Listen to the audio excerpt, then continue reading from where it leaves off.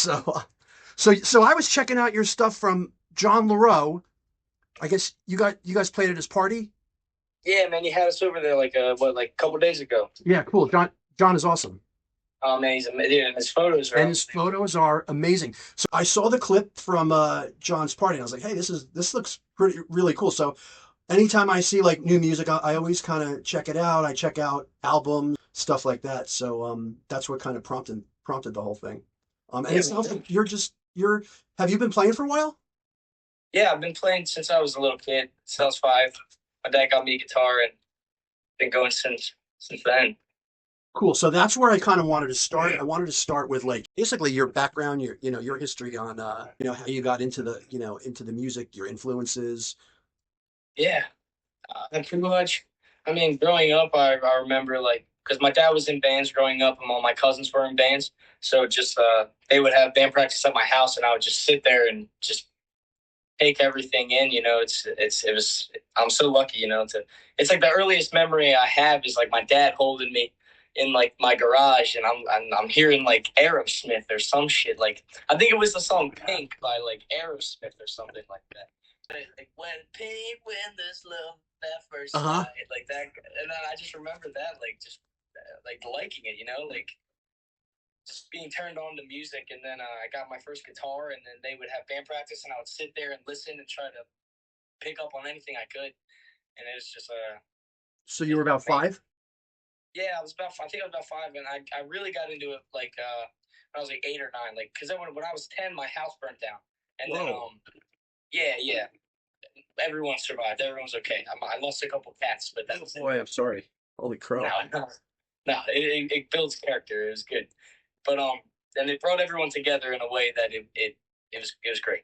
But um, yeah. So after that, it was like it became like expression, because like I didn't like to talk about. I still don't like to talk about how I feel. I play my guitar and I build it all up and then I let it out when I go play. But when I was a kid, I would just after, especially after that, everything was just music, music, music. And then ever since then, it's just been like a true passion. It's just expression and just love. It's all emotion and expression. So your guitar speaks for you basically. Oh man, You let if your I could, guitar do the talking. yeah, if I could not say a word for the rest of my life, I'd be okay with that. Just carry that around all the time and So speak for me. so that's cool that you still wanted to actually talk about the music, which is cool. I mean, sometimes people really don't want to talk about it. They just want to let the music speak for itself. But I mean, Yeah, part of what I like to do is, I really like to get into the creative process with people, and just like music inspires, I feel like the process itself can be inspiring too. So when artists share what they're crafting, I think people can really benefit from that, and they can get inspired. And in this world, I feel like we really need to make inspiration contagious instead of a lot of the other crap that's floating around. yeah, definitely, definitely, man. It's always nice to, especially when people tell you that you inspire them or that you inspire them to do like anything. It's always like a very beautiful thing to hear. Just to be that person to help somebody like reach something that they've been reaching for a while, or put down something that they've been holding on to, and just go somewhere in a different direction just because they are inspired. It's really beautiful. So you were exposed to music since like from what you can remember, like around 5 years old. Mom and dad both listened to lots of music, like rock and roll, like Yeah, You were man. talking about Aerosmith. Yeah. It's always like Guns N' Roses and So the Allman Brothers and Leonard oh yeah, Skinner and stuff like that. cool. So just growing up, I always heard stuff like that. I'm not really into that kind of stuff now. It's mostly just I listen to a lot of blues. That's about it. I like man, I like anything from Stevie Ray Vaughan Oh to yeah, Robert Johnson. You know what I mean? Like awesome. all the way back to the 1920s. Just because it's like I heard Robert Johnson the first time I was a freshman in high school, and it's just like I've never heard anything like that. It's just him and his guitar. It sounds like it's a full band. You hear his foot going. He's keeping time, and he's playing two things at once, singing at the same time. It just gave me this feeling that truly just really made me love the blues. Isn't it Stevie Ray amazing Vaughan, how Robert one Johnson. person can sound like a couple people? No, exactly, and that was inspiring to me because like I don't know, like especially because like the dude could probably barely even write his name. You know what I mean? Right. Like Yep. it's just it was a different time, and to be able to just completely let go of everything and to express yourself like that through music and to make people really like to make you turn your head. You hear something like that. It's one guy. It's insane. And it's inspiring to hear, younger people talk about liking the blues. There is I feel like it is a movement now kind of going on with younger people. I feel like a lot of the blues artists are starting to collaborate with younger artists and kind of bring them into it. An example, like Johnny Lang and Buddy Guy. Yes, man. Buddy Guy, yeah. He wants it bad, man. He wants the blues to stay alive, And I think that's the vibe that's kind of, a lot of these artists are kind of carrying the torch now. I feel like they're carrying the torch for a lot of, the older guys that are, they're getting up there in age. Some of them, aren't here anymore. You mentioned B.B. King before. So yeah, I think that it's definitely a movement that's kind of recruiting young people. Slash, I don't know if you heard about the latest, like Slash has this blues fest going on now where he's actually touring with blues artists, and in different towns when he's touring, he's bringing on different, I think he brought Samantha Fish along with him, and he put out like an album with duets on it, which is all like Slash and then like current blues artists, where they kind of like reinvent some old songs and stuff, which is really. I mean, that's especially someone like Slash. Like people my age still like Guns N' Roses. So right. For him to just introduce that back into like a new platform almost, Absolutely, and it's really bringing in a whole new. I think it's bringing in like a whole new generation of listeners and people that are kind of getting tuned into it. I mean, a lot of people don't really know that rock and roll really was birthed from the blues. It's all the blues, everything, man. Dude, the blues came before jazz, The blues came before blues. Absolutely. Exactly. It's a feeling, it's emotion. It's definitely it's a vibe, and it came out of real life struggles. Exactly. That's exactly what the passion and feeling, like they felt that music. They lived through that music, and to be able to express themselves was like a therapy. They weren't talking about shit. They were working hard every day, and then there's therapy. That's it. It was like catharsis. Exactly. Kind of like releasing that emotion without having to, like you said, without having to talk about it. Exactly. They could just play the guitar, bang on on drums, and chant or sing, which is kind of cool. So both your parents were into the music? Yeah, man. Yeah, they both dug the same stuff, pretty much. I mean, my mom, she liked like other stuff as well, but she just listened to what my dad listened to most of the time. And then, when did you decide, hey, this is for me? Like to actually. I remember. I mean, my dad was gigging and stuff like maybe once or twice a month, because he's a mechanic. He was a mechanic his whole life. So he had this band, and it was like pretty much my whole family, except for the bass player. Like everyone was related except for the bass player. And I mean, once I saw that, like that was just like that set it off, and like it was I guess it was always in the back of my head, you know what I mean? Like that I wanted to be like a rock star, Uh-huh.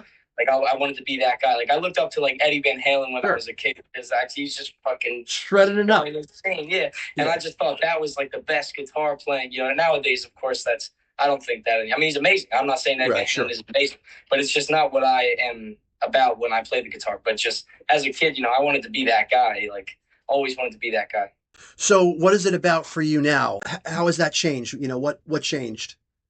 I guess when I go up there now, I want people to just kind of forget about, tomorrow and yesterday, and just be there and just really feel it. You know what I mean? I just want to because if you can make someone feel it, it doesn't matter if they like what they're hearing necessarily, because they feel it, and it's a different part of your brain that gets touched. So, because you're in the moment, like you're there, like that's what's happening. You are right onto it. You couldn't have said it any better. Music can be visceral, like bodily. And I think that's what you're describing, is like when somebody I mean, how many times have you heard somebody say, "Oh, I heard that song and it gave me chills," or goosebumps. I mean, that's what it's all about. It's about those, if you want to get technical from a neuropsych point, it's really those brain waves, the brain chemicals, the electric activity, all kind of all going off, those neurons and everything firing off, creating these feelings of vibes in the body. I mean, we're really all just energy. Exactly. Right. Exactly. So music is a way of kind of transferring the energy, sharing the energy. I had an uncle too who was an artist, and he said, "You'll know real art when it makes you feel something." So I look at artists, I look at musicians as artists too, because because they're taking something that's not tangible, a feeling, an emotion, something, some type of energy. Like you said, maybe, you don't want to talk, something just happened and you don't want to talk about it. You just want to you want to go sit down with the guitar and see what the fingers have to say. Yeah, exactly. Just express, even if it's just, it's just like, it's just such a release, I mean? It's like one time, like we were playing, do you know the song Lenny by Stevie Ray Vaughan? It's like no words, there's no words in it. It's all solo. It's a very pretty song, and it's very pretty, and then it goes into like a nice solo, and then it's all like improvised. Everything about it's improvised except for like the whatever, like the chords, you know what I mean? Yeah. Obviously. Okay. Yep. So it's a stat structure. But we played this song Lenny, and this guy was crying, like, you know what I mean? Like this guy was sitting there watching us play, watching me play the guitar and hearing it, feeling it, crying. And he came up, he was like I've never felt something like you made me cry. Like I'm a grown man and I was crying, like, and that's just what that's what I love, you know what I mean? Because like it's music, like to make someone cry with no words, no thought in mind, like he could feel what I was like just laying down, like all the like emotion and passion and stress and anger and sadness and everything I was putting into that. He felt it, like we were connected just through music, through listening. And that's what it's about for me, for sure. Like I don't care if people think I'm playing fast. Oh wow, you can play real fast. It doesn't matter. Like it doesn't matter. If you got to feel it, like that's what matters the most. So I really think that's what kind of hit me, but just from watching the clips from John's house, and then actually, going into your YouTube page, I think, and listening to some stuff on the YouTube page, you got a pretty diverse group of tracks there. Yeah, man, I try to stray away from genres, It's like it goes back to the feeling, it's each song is how I was feeling. Like the one song's sad, the one song is about my buddy who passed away, the one song's a blues, the one song's happy, you know what I mean? It doesn't matter. I don't care. Like I don't want to be a blues artist. I don't want to be that. I'm an artist, It's just how I'm feeling, is how I write, and then what comes out's what comes out. There's no thought in mind or anything specific. That's what kind of struck me too from the tracks there, that they were all so different. They all kind of express something slightly different. And they definitely got you to feel something. Appreciate that a lot. And I think that's what kind of prompted me to kind of reach out. Because you know it as well as I do.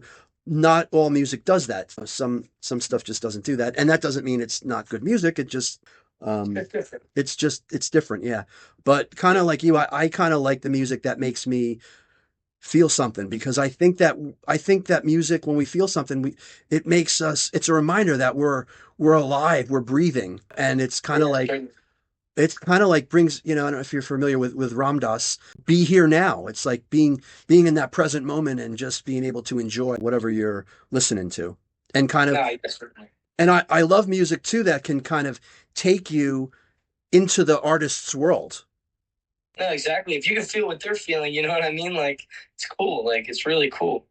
And it's funny because there's some artists too that I almost feel like they've written songs, and you'll hear these songs and you'll say, oh, wow, you relate to it. And you think that that's their experience. You're like, wow, this is pretty. They had this really intense experience and they got this out on a song. Then you go back onto and you find out that they didn't even write the song. It was written by somebody else, but they were able to take it on and convey. Exactly. Yeah, and that's the amazing part about music that I love, and it's a really great.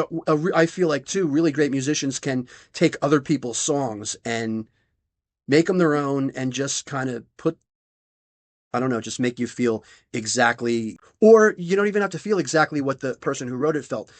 You can feel something totally different. I think that's what it's all about. We're all interpreting things slightly differently. but there might be a theme or a vibe or something that kind of brings us together. I feel like music is the unity that we need in these turbulent times right now. Man, I know, man. Certainly. I mean, like I said, if everyone would just forget about tomorrow and yesterday and just fucking be here now, like you said, Yeah. just like just connect, just forget about it. It's fine. Like Turn off the friggin' news and like, yeah. Just chill, just chill out. Everyone needs to just chill out. Like, Agreed. Yeah. How about training? Are you formally trained or learn on your own? Yeah, I taught myself. I Awesome. can't. My dad got me the guitar. He taught me some chords, and then I just played all the time. I watched YouTube videos and mostly listened. Like I like to listen to a song and try to pick it up that way, because then you just become so much more connected with your instrument if you can hear something and be like, oh, that's on. Like half the time, man, I don't even know what key I'm in. You know what I mean? It's just like it doesn't matter. It doesn't matter what key I'm in. If I'm playing in key, it doesn't matter. Like it's just fucking music. I'm totally with you. So I like to write, but same thing. And since I don't play, like my musician friends, I rely on them to help me interpret. I might give them the lyrics and say, I kind of know what I have in mind from my ear and how I hear it. But sometimes I'll just give it to them and say, hey, you want to take a look at this and see what your fingers come up with? Yeah, exactly. Just take it and run. And then, sometimes it's very close to what I envisioned, or sometimes it's different. And I'll be like, yeah, that's, I like it. And then I'll kind of say what I envisioned and then kind of collaborate a little bit. So that's been kind of fun. I'm kind of getting a couple songs together. So you learn the chords, you're just feeling them. Yeah. All by ear. So were you going out to bars and clubs on your dad's gigs, like at an early age? Yeah, a couple times I went out. It was fun, man. I was probably maybe 10 or 12, and or maybe even like I think it was before my house fire, so maybe I was like 8. Oh, and wow. It was for like a football banquet. I used to play football when I was a little kid. Okay. And there was like a bunch of like my football team players that like people that I play with. And then they called me up and I played this solo just as like a little kid. Everyone was just like, oh my God, like that's crazy. Wow. It was a really cool experience. That probably really turned me on to playing like live, Many interviews that I've done, a lot of people talk about like the first time they kind of got up in front of a crowd or a stage or got that, that they felt like they knew right away that they kind of wanted to perform. Is that how you felt? Like you kind of knew? I don't really remember, honestly, but the first gig that I ever played, this woman named Vanessa, she ran this little tiny taco shack down the street from my house, and like my friend Isaac was like, man, like you're getting good, like you gotta do something, like make an Instagram or try to find some people to play with. So I was like, all right, man, you're right. So I would like maybe twice a month or something, she would let me go play there for some cash and a free taco. Nice. And yeah, it was cool. And I would just like scrounge up like different 3-pieces. Like I would find a drummer and a bass player, sometimes the same, sometimes completely different. And we would just go play for like an hour and a half or maybe 2 hours or something. And I started singing in front of people like 2 years ago. I've only been in a band for 2 years at this point. Okay. And I didn't sing in front of anyone before that. So I was just, that was my first time. I was nervous as hell. So that was only 2 years ago? Yeah, only 2 years ago. And then, but I've been obviously playing forever, but not in front of anybody like that. Okay. And then after that, I ended up like meeting my band, and then we just went from there. It's been great. Nice. And I definitely want to get back to meeting the band. Just basic stuff. So how old are you now? I'm 21. Okay. How'd the band come together? So I met the bass player, Will. We, believe it or not, we went to sixth grade together. We met in 6th grade. We both played the saxophone, and we were in jazz band together. Nice. So we both played saxophone. We met in jazz band. We became pretty good friends then. And then he moved away to Summers Point and went to a different school. And then from 7th grade all the way to senior year, I didn't even talk to him at all. And and then right after graduation, I hit him up. I was like, yo, man, like we should start something, like try to get a bass player and a drummer, because he's real good on the saxophone. I was like, I'd love to have a saxophone in my band. I play some blues like that. And then he ended up just learning the bass. He's only been playing the bass for like 2 years. Oh, wow. Okay. So he just picked up the bass, man. He played for like maybe 2 months or something. Picked it up. We learned a set list, and then we found our drummer on Instagram. Like this dude, a mutual friend of ours, mentioned he knew the drummer. Like he was like, "Yo, I know this drummer. Like he's pretty good. His name's Bob. Blah blah blah." We're like, all right. So like we both met up. We hit him up, and then we ended up going to his house. And we just clicked like that day. Like we played a couple tunes, and we were like, this could be good. Like, you know, let's keep trying. And then it's just like really locked in. It's cool. And like it's just like my first band ever, you know, and we're still together, still love each other. It's just like. So how long have you guys been together now? This is, I'd say 2 years, I guess. Okay. Because this is our second summer as a band. What was your first gig? Do you remember your first gig? Our first gig as a band, it was at Caroline's in Summers Point. Okay, yeah. Yeah. We played at Caroline's in Summers Point, and people liked it a lot too. It was cool. Like the first time, you know, it's obviously way better now, but it was just like, I was so nervous, man. Like I was nervous as hell, like, cause I know my family was going to be there, and the whole place was like jumping, like just packed. It was so much fun. So how long did it take for the nervousness to kind of dissolve? The nervousness, I'd say like, I guess I stopped getting nervous maybe like, all right, so we were a 3-piece, and then we hired a piano player. Oh, nice. We played with him a couple times, maybe 4 gigs, and we were like, not gonna work. No, and then we hired another guitar player. We played with him for quite a bit, maybe like 4 months or something. And then he like had to like go to, I think he wanted to focus more on school or something, or maybe his parents made him focus on school. He had to leave the band, but the whole time I kept telling everyone, I was like, dude, like we're a 3-piece, like we gotta be a 3-piece, like this is it. Like I don't want to share, I want to express myself. Like I don't want another guitar player, I want a piano player. Like this is like raw music, you know. 3-piece is like a powerhouse because everyone's got to be so locked in, and everyone's got to be so focused and on it. You know what I mean? It's just making music so much more raw. Like there's nothing to fall behind or hide behind. You know, if one person fucks up, that's the third of the band that just fucked up. So it's like you can't hide. I guess the nervousness shook after we dropped the other guitar player. Okay. Because then it was back to normal almost, you know, like I felt like a weight off my chest once everything came back to the 3-piece. And then it was just kind of like, all right. Kind of everybody had their own role. Exactly. You know, their own distinct role. There weren't two guitar players. Oh, so did you grow up at the Jersey, like the southern Jersey Shore? Yep. I live in Upper Township, so that's where I grew up my whole life. Okay. I still live in the same house and everything. It was just rebuilt after everything happened, and still I just lived here my whole life. It's great. It's like the 34th Street Bridge. You get off 34th Street Bridge and then go towards Sea Isle. That's Upper Township, like Ocean View, Seaville, all that shit. I went to Stockton, so I mean I know Caroline's back in the day, because Caroline's has been there for a pretty long time. A bit. You want to talk about the album? When did you decide I want to make an album?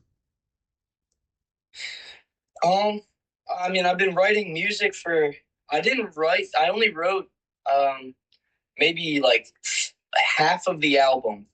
Okay. Like while like to put it out, you know, I've been writing music since I was about 16. My cousin John died just when I was 16, and that just like really sparked me into like writing and making music, because like I said, I guess playing the guitar at that point wasn't enough expression. I had more to say, so I started writing poems and writing letters and just anything, you know. And I started really writing music and honing in on like connecting my poems to music, and so that really got me going. So I was sitting on a lot of music, and like I just wanted to get all the shit I was sitting on out, you know, because like I was thinking of making an album, because I thought, because we were moving along as a band, and it's good to be going around playing and also being like, hey, also you can listen to us on Spotify and Apple Music, as well as coming and seeing us live. That's always a plus. So I wanted to get all the old shit out that I had, like I've been sitting on for 4 years, you know. So I got that all out. I wrote a couple tunes as well, and I'm recording right now as well for the next album, and as a band, as Twisted Livin. So there's going to be a Denny Shiffler album coming out and Twisted Livin album coming out soon. So you'll have the solo album plus the band album. Yep. So another solo album, plus the band album. Okay. And so the writing on your album is all your writing, though, right? Is that right? Is that what you said? Yeah, all the music and All the all the lyrics are all me. Yeah. Okay. It's stuff that was written a while ago, but you kind of went back and worked it into a song. Is that how you did it? It was no, most of them were already songs. Yeah, but when I was 16, I wanted to work in writing in like work them together. Oh, okay, gotcha. Talk about the process, like the process of recording the album. What was, how did that come about, like as far as actually getting the recording done? So it was actually pretty like it was super raw. Like the Uh-huh. way that we did it was like super raw. Like the guy, my producer, his name's Tony Mascara. He has a huge, not a huge studio, but like a beautiful studio in his basement with a bunch. Like it's a legit studio. You know Hmm. what I mean? Like it's got like it's beautiful. It's really really beautiful. But he played the drums on the album, and my bass player Will played the bass on the album. And we didn't practice as a band one time. We went in there probably I'd say 7 times to record the whole album. Okay, wow. And we just went in there and just tackled it. You know what I mean? Like we were like, all right, take one of all time. Like let's go. Like let's try it. So we took each take a couple times and just went from there. And the recording process, pretty much every song is a live take with overdubs or like so like if we're playing like a blues like Flowers Dancing or something, Hmm. I recorded the rhythm track and everything like that, sang, and then went over and did the solo. You know what I mean? Because so Right, there's yeah. two guitars, but everything was recorded as a 3-piece. Okay. So if there's 2 guitars on the track, both are mine. You know, and all the horns are Will as well. He Okay. plays saxophone. What would you say the process was like for you? Like, would you do anything differently for the second time around, Honestly, I mean, or do you I feel like that's like the way you did it is the way you want to do it? honestly, the it depends on the music, I guess. Because I mean, Okay. also at that time, I was broke. I didn't have a lot of money at all, so Mhm. I wanted to get in there and get as much done as I possibly Sure. could for the time slot that I was Yep. paying for. Yep. So like, but now I mean, I have a little bit of money now. It's a bit easier to just kind of like sit back and just kind of let everything go and really work things out and make sure everything's exactly how it is. But I like how the first album was just like real. It's just raw. You know what I mean? Like everything that went in those couple takes, like we take 3 takes and that's it. You know what I mean? Like pick one, that's it. We're gonna go. Like Was it easy to do that? To say, you know what? Take one. It sounds good. We're done. We're moving on. yeah, Moving on yeah, at two. man. It was it was mostly the money thing, you know. Because Okay.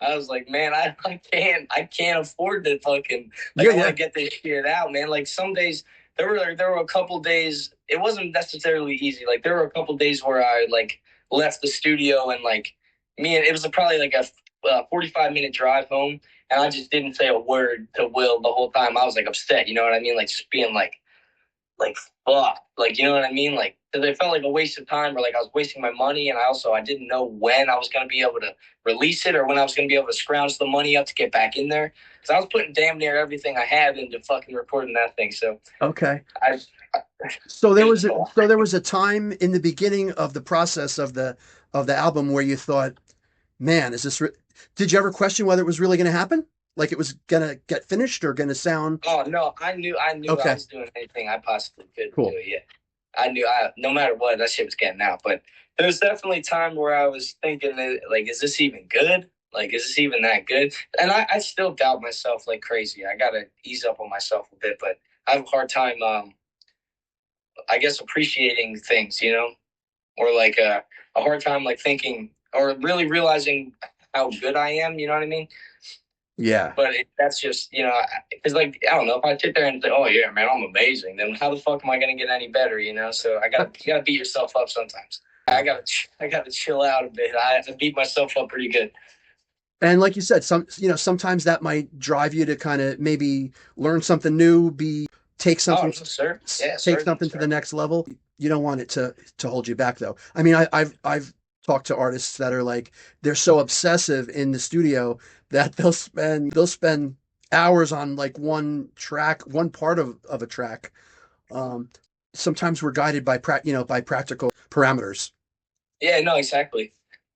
And Um, it goes back into that like feeling aspect as well. Like the more raw something is, like the more like raw it is. Like if you sit there and fucking spend 10 hours on one song, they're probably not really gonna feel it like that. I was just gonna say that because it's like it's almost like processed food. It's like yeah, exactly. It's over processed. And like I said, I think with the solo, I mean that rawness definitely comes out. You know, and I think it comes out pretty much in all of the tracks. Yeah, thanks, man. I appreciate that a lot. You talked about your cousin. Was that the inspiration for one of the for any of the songs? I mean, yeah, man. It's just not like necessarily one song in general, but like the whole thing. You know, like it's called "Letter to an Old Friend," and he's definitely an old friend. You know. Can I tell you that I'll tell you that when I listen to that song, I mean, what you told me about your cousin, and you know, and I'm sorry to hear that. But when I listened to that song, I actually imagined a very similar scenario. Yeah, man. Exactly. Yeah, it just portrays like an emotion. Yeah, like you're talking about Zach's song, like the one about yeah. That one's about my buddy, but exactly, I think you're probably thinking about Zach's song because that one it really does portray an emotion that is like longing almost. It's pretty heavy, like, yeah. It's a longing, pretty like emotion, like just missing somebody truly. Yeah. Are you guys looking to get more gigs? Yeah, certainly, man. As much as I can, I'd play 2 a day if I could. Man, I'd do anything. It gets hard in the winter, you know. It slows down a bit, but absolutely. We're trying to move into like Philadelphia, New York, that kind of stuff. Okay. Just to keep playing, you know. I mean, we'll be lucky to play 3-4 times a week in the winter, you know. Really lucky to play 4, but it's gonna be 2 to 3. As far as the band, so do you guys all have a full-time gig? Nah, just music. Okay, so you're all doing the music full time. Full time, yeah. I mean, Will goes to cool. Stockton. Okay, so everybody's devoted to the music then. Oh man, yeah. That makes it for sure. That is real. That's a cool thing because I feel like that makes it so much. A lot of the problems that I hear with bands have to do with what you kind of mentioned it. You touched upon it earlier. You said some of the whatever things that didn't work out where, you know, maybe somebody wanted to spend more time focused on school or whatever. Or that's a real big one usually. I mean, I hear that one all the time. You know, that can kind of break up the synergy.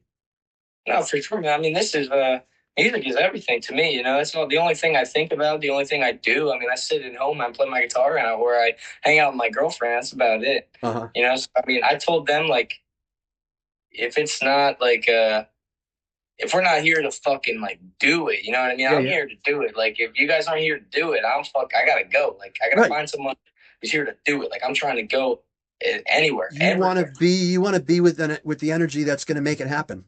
Exactly, because if you're half-assing it, the universe won't have your back like that. You got it. And the energy that you put out is what that you kind of put into it is what you're going to get out of it. You know, you know the input and the output, if you want to look at it that way. Yeah, so this was really cool. I really appreciate you taking the time to do it. And you said you don't really like to talk, but you actually summed it up really well. That vibe that you had, that music is, you could tell, coming from the heart and soul, and that's really what, you know, I really do feel like that's what it's all about. And so I feel like you're doing a really great job of kind of getting that all out there and turning it into something that I think is definitely a great thing to share. Yeah.